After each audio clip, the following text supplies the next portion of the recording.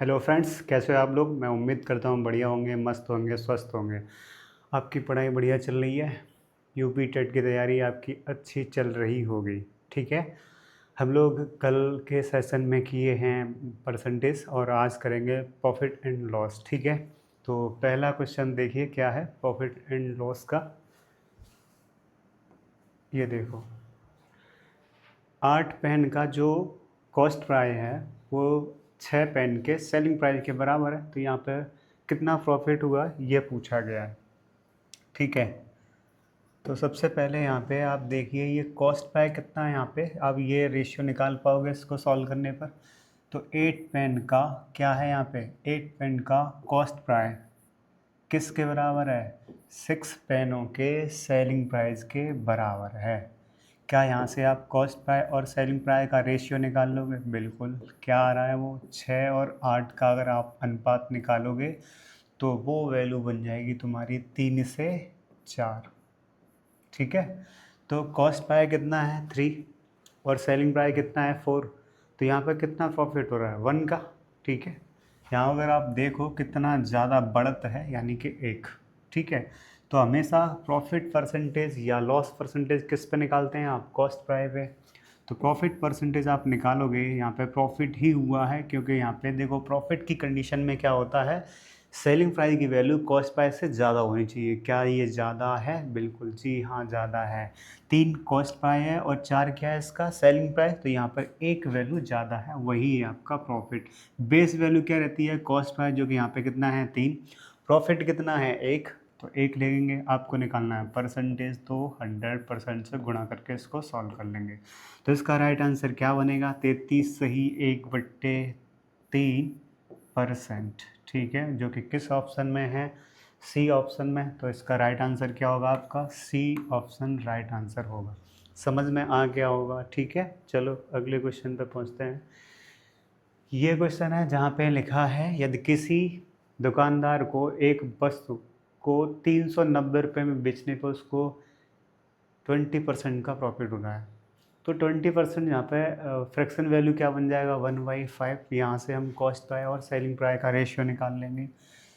तो पहले cost price और फिर सेलिंग प्राइस, 20% प्रॉफिट। तो देखो 20% का अगर आप फ्रैक्शन वैल्यू लिखोगे तो वो बनेगा 1/5। ठीक है। तो नीचे वाली वैल्यू हमेशा होती है वो आपकी कॉस्ट प्राइस होती है और ऊपर वाली वैल्यू क्या है यहाँ पे प्रॉफिट है। तो कॉस्ट प्राइस क्या है आपका 5 है, एक प्रॉफिट है यानी वो 6 में बेचा जा रहा होगा। तो प्रॉफिट जोड़ने पर कॉस्ट प्राइस है वो वैल्यू बन जाएगा सेलिंग प्राइस। ठीक है। तो यहाँ पे 5 से 6 रेशियो हो जाएगा आपका कॉस्ट प्राइस और सेलिंग प्राइस का। ठीक है। अब यहाँ पे देखो ज़रा सेलिंग प्राइस कितना दिया है 390 रुपये में बेचने पर। ठीक है। तो यहाँ से एक की वैल्यू निकालोगे तो 6 से भाग कर दोगे यहाँ पे। ठीक है। तो 6 से भाग करने पर 6 से जाएगा ये 6, 36 बचेगा 3, तो 30। तो 6 से करोगे वो 65 बार कट जा रहा है पूरा। 6 से अगर डिवाइड करेंगे तो यह 65 बार गया। यहाँ पे 1 यूनिट की वैल्यू 65 आई है और 5 बराबर निकालोगे आप। तो 5 बराबर निकालते ही आपकी वैल्यु बनेगी 325। ठीक है। तो यहाँ 325 इसका क्या हो जाएगा, ये कॉस्ट प्राइस हो जाएगा। ठीक है। और यहाँ 323, 24, ये हिंदी अंग्रेजी में लिख दिया। अब इसको ऐसा कीजिए। ठीक है। 325 यहीं कर लीजिए आप। तो 325। ठीक है। यहाँ पे राइट आंसर क्या आ जाएगा, डी ऑप्शन राइट आंसर हो जाएगा इसका। ठीक, कोई डाउट तो है नहीं आपका। 20% का रेशियो 5 से 6 बनेगा कॉस्ट प्राइस और सेलिंग प्राइस का, जहाँ पे 6 क्या है सेलिंग प्राइस जिसकी वैल्यू यहाँ पे दे रखी है 390। तो 6 से डिवाइड करके 1 यूनिट की वैल्यू निकालोगे जो 65 बनेगी और फिर 5 कॉस्ट प्राइस है वही पूछा है। तो 5 से गुणा करके वैल्यू जो बन रही है वो 325 बन रही है, डी आंसर हो जाएगा। अगले क्वेश्चन को देखो जहाँ बोला है कि अगर विक्रय मूल्य को 2 गुना कर दिया जाए तो लाभ भी 3 गुना हो जाता है। तो लाभ प्रतिशत क्या है, बढ़िया सवाल है, बहुत अच्छा सवाल है। ठीक है। तो यहाँ पे दोनों कंडीशन में हमको क्या करना होगा, कॉस्ट प्राइस बराबर बराबर करना होगा। ठीक। तो देखो ज़रा, पहले आप नॉर्मल जैसे कॉस्ट प्राइस, ठीक है, और सेलिंग प्राइस और क्या रखा है लाभ मतलब प्रॉफिट। तो प्रॉफिट को मान लेते हैं पी है, ठीक है। तो अगर हम सेलिंग प्राइस में से क्या घटा दें, प्रॉफिट घटा दें, तो वो कॉस्ट प्राइस आएगा। तो एक कंडीशन तो ये बनेगी आपकी। दूसरी कंडीशन में, अच्छा इसको आप ऐसा भी कह सकते हो कि सेलिंग प्राइस को आप मान लीजिए 100 रुपये, तो 100 में से आप घटा दो पी। पी क्या है, प्रॉफिट।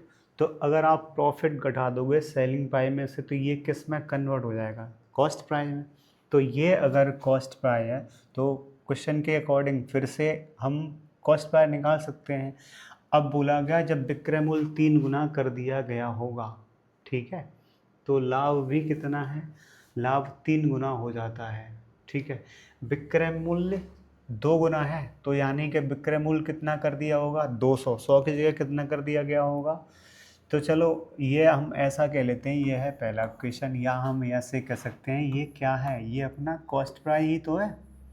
तो पहली कंडीशन के अकॉर्डिंग कॉस्ट प्राइस की वैल्यू ये बनी आपकी, ठीक है, क्योंकि यहाँ कॉस्ट प्राइस दिया नहीं है तो वो हमें निकालना पड़ेगा। तो हमने देखो ये कॉस्ट प्राइस निकाल लिया। क्वेश्चन के अकॉर्डिंग फिर से कॉस्ट प्राइस की कह रहा है कि अगर उसको सेलिंग प्राइस को कितना कर दिया है, 2 गुना, तो वो 200 कर लोगे आप। और 200 में से प्रॉफिट तब कितना हो रहा है, 3 गुना। जब कॉस्ट प्राइस, देखो यहाँ पे बोला है विक्रय मूल्य 2 गुना कर दिया गया है, तो विक्रय मूल्य 2 गुना कर दिया है तो प्रॉफिट भी तो 3 गुना हो रहा है। तो यहाँ पे 3 गुना प्रॉफिट हो रहा है, वो 3p, क्योंकि प्रॉफिट हमने माना था p, ठीक है, तो वो 3p हो रहा है। तो ये भी तो क्या होगा आपका, कॉस्ट प्राइस होगा। तो दोनों कंडीशन में इसको बराबर बराबर करके सॉल्व कर लेंगे, क्योंकि एक वस्तु है उसका कॉस्ट प्राइस तो एक जैसा ही होगा दोनों कंडीशन में। तो इन दोनों को बराबर बराबर करके सॉल्व कर लिया जाएगा। तो 200 माइनस 3p इजुकल में कितना होगा आपका, 100 माइनस p, इसको सॉल्व कर लेंगे। ये इसमें से घटा दोगे तो 100 बचेगा, और ये इधर आके 2p बचेगा। 2p बराबर में 100, तो प्रॉफिट की वैल्यू कितनी आ रही है, प्रॉफिट की वैल्यू आ रही है 50। अच्छा ध्यान से सुनो, हमने कॉस्ट प्राइस कितना माना, क्या सेलिंग प्राइस कितना माना था हमने, सेलिंग प्राइस माना था 100, ये लिखा है, ठीक है, जिसमें प्रॉफिट 50 है। तो अब बताओ जरा कॉस्ट प्राइस क्या रहा होगा। तो 100 में से अगर आप 50 घटा देंगे तो कॉस्ट प्राइस क्या आएगा, 50 ही तो आएगा। अरे भाई सेलिंग प्राइस 100 है ना, सेलिंग प्राइस 100 रुपये है, जिसमें प्रॉफिट कितना है 50। प्रॉफिट घटा दीजिए सेलिंग प्राइस में, तो कॉस्ट प्राइस आ जाएगा। तो कॉस्ट प्राइस और सेलिंग प्राइस दोनों की वैल्यू है हमारे पास, ये रहा 50 और ये है 100, ये सेलिंग प्राइस है। कितना प्रॉफिट है, प्रॉफिट आप घटाओगे तब आ रहा है, वैसे अगर वहाँ से नहीं तो ये रहा आपका। तो आप कॉस्ट प्राइस पे वैल्यू देखते हैं, तो कॉस्ट प्राइस कितना आया आपका 50, और प्रॉफिट कितना है 50, ठीक है, इनटू में 100%, और इसको सॉल्व कर लिया जाएगा। तो ये वैल्यू जो निकल के आएगी वो किसकी निकल के आएगी, आपकी प्रॉफिट परसेंट की, ठीक है। तो इसको सॉल्व कर लेंगे बस, तो ये तो कैंसिल आउट हो जाएगा। तो क्या बचा, सिर्फ 100%। तो इसका राइट आंसर क्या होगा आपका, 100%, यानी कि आपका बी ऑप्शन राइट आंसर होगा। समझ में आया कि नहीं, समझ में आ चुका होगा, बढ़िया सवाल था एकदम। देखो फिर से समझ लीजिए एक बार, मैं फिर से रिपीट कर रहा हूँ। तो हमने यहाँ पे क्या कॉस्ट प्राइस दिया था, नहीं, तो हमने कॉस्ट प्राइस हमें निकालना पड़ेगा। हमने सेलिंग प्राइस को मान लिया 100 रुपये था, जिसमें से प्रॉफिट घटा दें अगर हम, तो सेलिंग प्राइस में से अगर हम प्रॉफिट घटा दें तो अपना कॉस्ट प्राइस निकल के आ जाएगा, ठीक है। लेकिन क्वेश्चन के अकॉर्डिंग बोला गया उसमें कि सेलिंग प्राइस को जब 200 यानी कि 2 गुना कर दिया गया, तो 100 का 2 गुना करेंगे तो 200 बनेगा, तब प्रॉफिट 3 गुना हो जाता है। प्रॉफिट पहले कितना था p, अब 3 गुना होगा तो 3p होगा।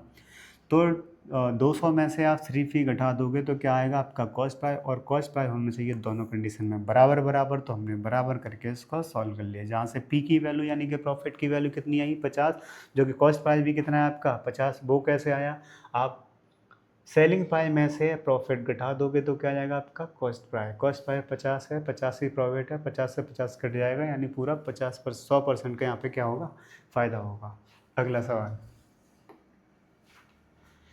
किसी वस्तु का क्रय मूल्य वस्तु पर अंकित मूल्य का 64% है, तो खरीद पर 12% की डिस्काउंट देने पर लाभ क्या है। तो यहाँ पे जो वैल्यू दे रखी है वो कॉस्ट प्राइस और सेलिंग प्राइस का यहाँ पे वैल्यू दिया है। तो अगर आप देख रहे हो जहाँ पे अंकित मूल्य का 64% बोला है, तो सेलिंग प्राइस यहाँ पे नहीं, सेलिंग प्राइस नहीं था यहाँ, सिर्फ इसको लास्ट वाली जो वैल्यू है अंकित मूल्य है, तो एमआरपी रेट है वो, ठीक है। यानी कि एमआरपी रेट और कॉस्ट प्राइस का यहाँ पे वैल्यू दिया है कि जो कॉस्ट प्राइस है वो एमआरपी रेट का 64% है, ठीक है। देखो मैं यहाँ लिख के समझा देता हूँ, जो कॉस्ट प्राइस है वो एमआरपी रेट का कितना है 64%, ठीक है। तो यहाँ पे अगर हम एमआरपी रेट को इधर लेके आएँ तो कॉस्ट प्राइस और एमआरपी रेट का दोनों का वैल्यू का रेशियो हम निकाल सकते हैं, या नहीं निकालना चाहते हो तो इतना ही रहने दो। तो हमारे पास वैल्यू है यहाँ पे किस किस की, कॉस्ट प्राइस की वैल्यू क्या है 64, ठीक है। और एमआरपी रेट कितना है यहाँ पे 100%। अब क्वेश्चन में बोला गया है कि अगर हम डिस्काउंट दे दें 12% का, और डिस्काउंट हमेशा दिया जाता है वो एमआरपी रेट पे दिया जाता है, तो एमआरपी रेट यहाँ पे 100 है, उस पर कितना डिस्काउंट 12% का डिस्काउंट दोगे तो सेलिंग प्राइस क्या होगा, तो सेलिंग प्राइस हो जाएगा 12 रुपये कम। तो 12 रुपये कम करने पर ये कितना हो रहा है 88। अब बताओ, हमारे पास तीनों चीज़ हैं जिसमें से हमें दो की ज़रूरत है। जब हमें प्रॉफिट परसेंटेज निकालना होता है तो कॉस्ट प्राइस और सेलिंग प्राइस की ज़रूरत पड़ती है। तो सेलिंग प्राइस और कॉस्ट प्राइस हमारे पास दोनों हैं। यहाँ पे कितना प्रॉफिट हो रहा है तो घटा दीजिए, देखो यहाँ 24 का हो रहा है प्रॉफिट, ठीक है। तो प्रॉफिट परसेंटेज निकालना है आपको, तो सबसे पहले वैल्यू जो है बेस वैल्यू क्या होती है कॉस्ट प्राइस, जो कि कितनी है 64, और ऊपर घटाओगे तो ये अंतर जो आ रहा था वो 24 रुपये का बन रहा था, तो आप यहाँ लिख लोगे 24 का प्रॉफिट है इंटू में 100% और इसको सॉल्व कर लोगे। तो अगर आप काट दें इसे कितने से, 8 से डिवाइड कर लो। अगर आप 8 से डिवाइड करोगे तो यहाँ पे 3, और यहाँ डिवाइड करोगे तो 8, और 3/8 का जो फ्रैक्शन वैल्यू होता है ना उसका परसेंटेज वैल्यू क्या बनता है, तो 37.5। तो यहाँ पे 37.5 ही इसका राइट आंसर बनेगा, जो कि आपके किस ऑप्शन में लिखा है, डी ऑप्शन में लिखा है। तो राइट आंसर क्या होगा आपका, डी ऑप्शन राइट आंसर होगा, ठीक है। अच्छे सवाल हैं सभी, प्रीवियस ईयर क्वेश्चन है, आप देख रहे हैं कहीं ना कहीं किसी न किसी टेट में आए हैं, उत्तराखंड टेट में आया हुआ क्वेश्चन है। तो यहाँ देखो क्या बोला है, 100 संतरे 400 रुपये में ख़रीदे हैं, तो एक संतरे का मूल्य निकाल पाओगे आप, भाई 100 संतरे हैं और 400 रुपये में ख़रीदे हैं, तो 100 से भाग कर दो, एक संतरे का मूल्य निकाल लोगे आप, ठीक है। 100 संतरे का मूल्य दिया है 400 रुपये, तो एक संतरे का मूल्य क्या होगा, तो 100 से आपने इधर भाग कर दिया, तो एक संतरे का मूल्य क्या हो जाएगा, सिर्फ 4 रुपये, क्योंकि ये 400 रुपये था, तो एक संतरे का मूल्य कितना हुआ 4, और ये है ख़रीदा है, तो ये क्या होगा उसका, एक संतरे का कॉस्ट प्राइस हो गया। अब 60 रुपये प्रति दर्जन के हिसाब से उसने क्या है बेचा है, 60 रुपये में एक दर्जन, और एक दर्जन में कितने संतरे होंगे आपके, एक दर्जन में 12 संतरे होंगे, तो 12 संतरे कितने रुपए में उसने बेचे हैं, तो वो दिया है कितने रुपए में, 12 संतरे का विक्रय मूल्य बोलेंगे, ठीक है। तो सेलिंग प्राइस ही लिख लीजिए आप, कितना वैल्यू है यहाँ पे 60 रुपये है, तो 12 संतरे यानी कि एक दर्जन, तो एक संतरे का निकालोगे अगर आप, तो एक संतरे का सेलिंग प्राइस क्या बन जाएगा, तो एक संतरे का सेलिंग प्राइस बनाने के लिए आपको 12 से भाग करेंगे, तो 12×5 = 60 यानी 5 रुपये। अब ध्यान से सुनो ज़रा, एक संतरे का कॉस्ट प्राइस 4 है और एक संतरे का सेलिंग प्राइस कितना है 5, तो कितना प्रॉफिट हो रहा है 1 रुपये का। तो प्रॉफिट परसेंटेज जो है वो 1 रुपये का है, किस पर, कॉस्ट प्राइस पर। कॉस्ट प्राइस कितना है 4, 1 है प्रॉफिट, 1/4 का जो फ्रैक्शन वैल्यू होता है उसका परसेंटेज वैल्यू बनता है 25%, ठीक है। तो यहाँ पर राइट आंसर क्या हो जाएगा आपका 25%, ठीक है। अगर वो याद नहीं है आप तो 100% से गुणा करके सॉल्व कर लेंगे, तो कितना आ रहा है आपका 25%। तो राइट आंसर हो जाएगा यहाँ पे 25%, ठीक है, सी ऑप्शन।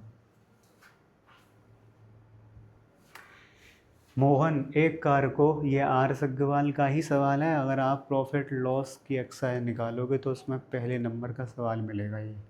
बहुत इम्पोर्टेंट क्वेश्चन है और साथ में आर एस अग्रवाल काफ़ी अच्छा मैथ होता है, आप उससे क्वेश्चन लगा सकते हैं, सीधे सीधे क्वेश्चन आते हैं उसमें से। तो कॉस्ट प्राइस कितना है, 2.5 लाख रुपए में ख़रीदा है और 3,48,000 में बेच दिया है, तो यहाँ पे प्रॉफिट परसेंटेज कितना है। तो कॉस्ट प्राइस और सेलिंग प्राइस का यहाँ पे वैल्यू दिया है कितना कितना, 2.5 लाख, ठीक है, और यहाँ पे 3,48,000 दिया है। तो आप ऐसा कीजिए, सिर्फ 1000 से भाग कर दो और 1000 से भाग करने पर जो वैल्यू बच रही है उसको सॉल्व कर लेते हैं, ठीक है। तो यहाँ पे कॉस्ट प्राइस का रेशियो इतना ही रहने दो आप। प्रॉफिट परसेंटेज यहाँ पे कैसे निकालोगे, बेस वैल्यू आप कॉस्ट प्राइस नीचे लिखोगे जो कि 250 होगा, घटा देने पर यहाँ पर वैल्यू बनेगी कितनी, ठीक है, यहाँ वैल्यू आप घटा दीजिए। तो देखो 0 8 में से घटाओगे तो ये 8 बचेगा और 14 में से 5 घटाओगे तो 9 बचेगा और उधर तो फिर 2 में से 2 0, यानी 98 बच रहा है, ठीक है। इंटू इंटू में क्या करोगे, 100%, इसको सॉल्व कर रहे होंगे आप। तो ऐसा कीजिए, 25 से यहाँ काटेंगे तो 10 बार कटेगा और 25 से इधर काटोगे तो ये 4 बार कटेगा। 4 से गुणा कीजिए यहाँ पे, ठीक है। तो 4 गुणा 8 करोगे 32, 3 कैरी होगा, 4 गुणा 9 करोगे 36 और 3 कितना हो रहा है, 39। लेकिन 10 से भाग लग रहा है, 10 से भाग लगने पर यहाँ पे क्या आएगा, दशमलव। तो कितना प्रॉफिट परसेंटेज हो रहा है, 39.2%, यानी कि 39.2 किस ऑप्शन में लिखा है, बी ऑप्शन राइट आंसर होगा। क्लियर है, ठीक है। अगले क्वेश्चन पे आ जाइए आप। अगला क्वेश्चन क्या है, किसी वस्तु का जो क्रय मूल्य है वो विक्रय मूल्य का 3/2 है, तो लाभ प्रतिशत क्या होगा, ये पूछा है। सबसे पहले कॉस्ट प्राइस जो है वो सेलिंग प्राइस का कितना बोला है, 3/2 बोला है। तो कॉस्ट प्राइस और सेलिंग प्राइस का रेशियो आपको बिल्कुल पता है, क्या दिया है यहाँ पे, 3 और 2। तो देखो कोई वस्तु है जो कि 3 रुपये की है और 2 रुपये की बेची जा रही है, तो यहाँ पे लॉस हुआ है, और कितना लॉस हुआ है, 1 रुपीज़ का। अगर आपने ये डाटा रुपीज़ में माना, वैसे तो वो रेशियो में है तो रेशियो में ही रहने दीजिए। तो प्रॉफिट है कि लॉस है, तो आप बोलोगे लॉस है।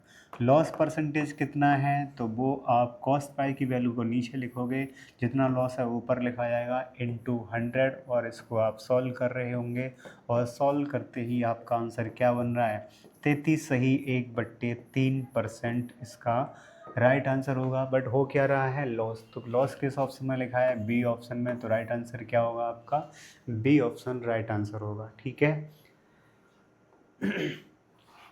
एक वस्तु का अंकित मूल्य दिया है, क्वेश्चन में क्या बोला है, अंकित मूल्य है 500 रुपये और 5% की डिस्काउंट यानी 5% का छूट देने के बाद यहाँ पे फिर भी 25% का प्रॉफिट हो रहा है।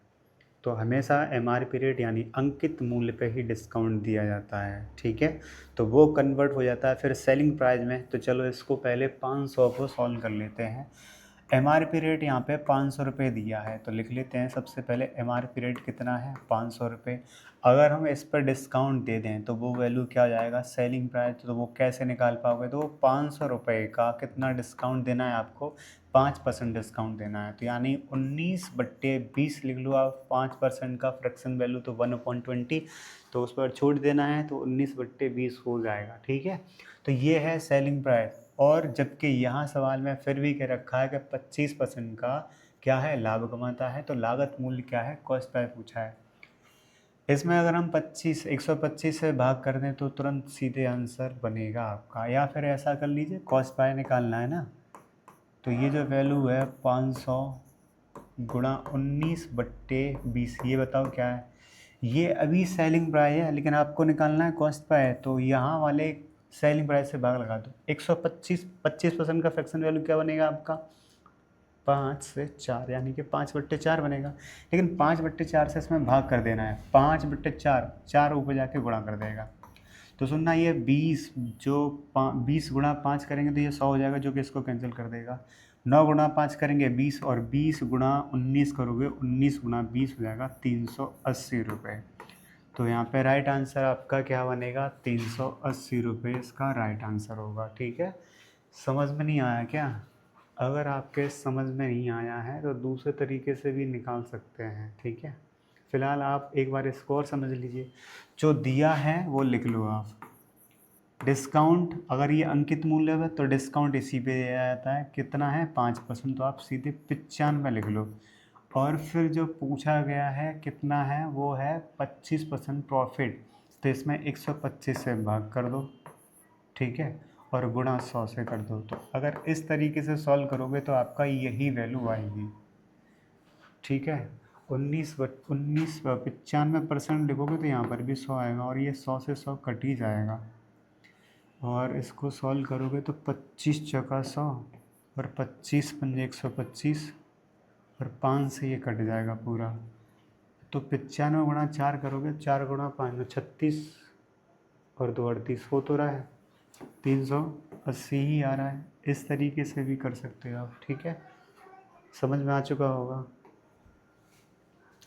यदि x एक व्यक्ति है जो 100 रुपये की वस्तु को 10% की हानि पर y को बेच देता है, और उस वस्तु को फिर y 10% के लाभ पर z को बेच देता है, तो जो y बेच रहा है ना z को, वो किस मूल्य पर बेच रहा है ये पूछा गया है, ठीक है। तो सबसे पहले x ने दी फिर y को, और y ने दे दिया z को। तो x का मान लीजिए आपके जो x ने खरीदा, देखो वहाँ लिखा भी है कि x 100 रुपये की वस्तु को, यानी कि x का जो कॉस्ट पाया है वो कितना है 100 रुपये, और 100 रुपये की वस्तु को 10% हानि पर किसको दे दिया है, बाई को, तो वो 90 ही तो बनेगा। 10% हानि कितना बनेगा 90। अब फिर सवाल में बोला है कि अब बाई ने क्या किया है, जेड को दिया है 10% प्रॉफिट पे, तो 90 का आप क्या करोगे 10% प्रॉफिट, यानी कि 90 गुणा 110%, और इसको ज़रा सॉल्व करना। तो जैसे ही सॉल्व करोगे तो वो बाई ने जेड को बेचा है, तो वो कितने रुपए में बेचा है, यही तो पूछा गया था कि बाई ने किस मूल्य पर जेड को बेच दिया है, तो वो 99 रुपये में उसको बेच दिया गया है, ठीक है। अगले सवाल पे आ जाओ। ये काफ़ी अच्छा सवाल है, और इसके लिए तुम्हारे लिए बिल्कुल सिंपल तरीका बताऊंगा, एकदम शॉर्ट ट्रिक। क्या करो आप, लिख लो पहले यहाँ पे लिख लो रुपए, ठीक है, एक साइड रुपए लिखो, दूसरी साइड लिख लो वस्तु, यानी कि वस्तु की संख्या, ठीक है, वस्तु संख्या।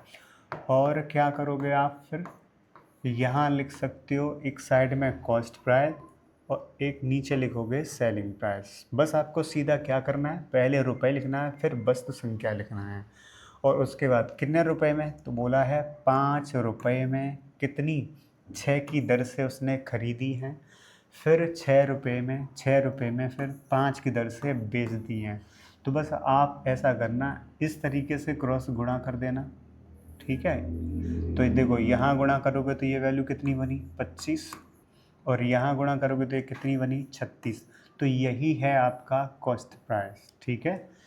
25 रुपये इसका कॉस्ट प्राइस है, और 36 रुपये सेलिंग प्राइस है। तो प्रॉफिट हुआ है, तो प्रॉफिट परसेंटेज कितना हुआ है, बेस वैल्यू कॉस्ट प्राइस जो कि 25 है, प्रॉफिट कितने का है 11 का, इनटू में क्या 100%, सॉल्व कर लो बस।